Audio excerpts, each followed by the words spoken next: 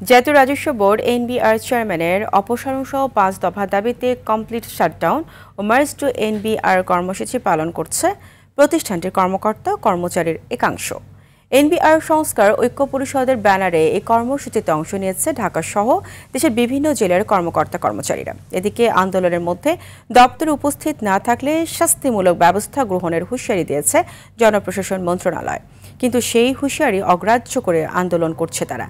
তাদের দাবি, অর্থ মন্ত্রণালয় বা উপদেষ্টার পক্ষ থেকে আলোচনার ডাক না আসা পর্যন্ত আন্দোলন চালিয়ে যাবে তারা। সরকার যত দ্রুত সিদ্ধান্ত নেবেন তত দ্রুত কর্মসূচি বন্ধ হবে এবং দাবির প্রেক্ষিতে চেয়ারম্যান মহোদয়ের অপসারণ না যাওয়া পর্যন্ত রাস্তায় অবস্থান করবেন। আলোচনায় যাওয়ার পরে আমাদের এই দাবিগুলো মেনে নিলে আমরা আমাদের তো আর কিছু থাকে না। জাতীয় রাজস্ব বোর্ডের সামনে থেকে সরাসরি যুক্ত হচ্ছেন সহকর্মী মাহিন আরাফাত। মাহিন, এনবিআর এর এইসব কর্মকর্তা কর্মচারীকে গতকাল আলোচনায় ডাকা হয়নি কেন জানাবেন, এবং সেই সাথে সেখানকার এই মুহূর্তে কি অবস্থা দেখছেন জানাবেন।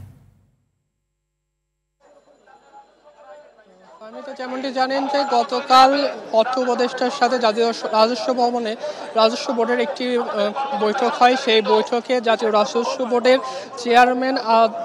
চেয়ারম্যান আব্দুর রহমান খান সেখানে উপস্থিত ছিলেন এবং তার নেতৃত্বে 16 থেকে 17 সদস্যের একটি দল সেই কমিটিতে ছিলেন। কিন্তু এই জাতীয় রাজস্ব বোর্ড ও সংস্কার ঐক্যের যে আন্দোলন চলছে তাদের কমিটি থেকে কাউকে সেই আলোচনায় অংশগ্রহণ করার জন্য ডাকা হয়নি, সেজন্য তারা আসলে সেখানে উপস্থিত হয়নি। এবং তারা যেমনটি বলছেন যে তারা যে গত মাসে জাতীয় রাজস্ব বোর্ডকে ভাগ করে জাতীয় রাজস্ব নীতি এবং জাতীয় রাজস্ব ব্যবস্থাপনা দুইটি আলাদা ভাগ করার যেই ভাগ করার চেষ্টা করেছিল সরকার, তখন থেকে তারা আন্দোলন করে আসছেন। তখন তারা কলম বিরতি করেন এবং তারপরে আসলে সরকার সেই পদক্ষেপ থেকে সরে আসেন। তখন থেকেই তারা জাতীয় রাজস্ব বোর্ডের চেয়ারম্যানের পদত্যাগের দাবি জানিয়ে আসছেন এবং তারা তাকে এই জাতীয় রাজস্ব ভবনে অবাঞ্ছিত ঘোষণা করেছেন।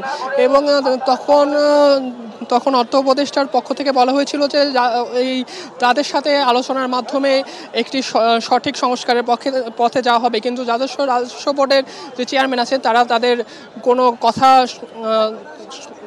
কথা শোনেননি এবং তাদের সাথে আলোচনায় বসেননি। এই কারণে তারা আসলে তার পদত্যাগ এবং 5 দফা দাবি নিয়ে পুনরায় আন্দোলনে নেমেছেন। তো এই ছিল আমার কাছে জাতীয় রাজস্ব ভবনের সামনে থেকে আন্দোলনের সর্বশেষ। মাহিন, আপনাকে ধন্যবাদ।